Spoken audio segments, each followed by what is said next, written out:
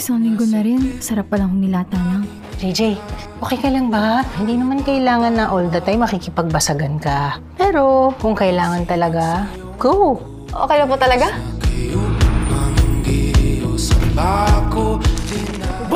Ay! Ang pula ng ilong niya!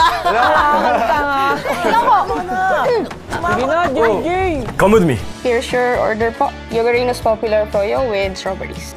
Aray! Ano ba? Ang sakit! Nagtatanong ako ng maayos dito. Sakit-sakit na. Alam mo, ipagawa mo. Don't move. I cannot believe Kiko. Parang he won't shut up about that new transferee. Yung JJ, di naman maganda. Oh my God. Yeah. Sino nga ulit hindi maganda? I was harassed in the restroom. Ako! Si Freya Hidalgo. The nerve this girl has! Hindi mo ba kami kilala? Hindi!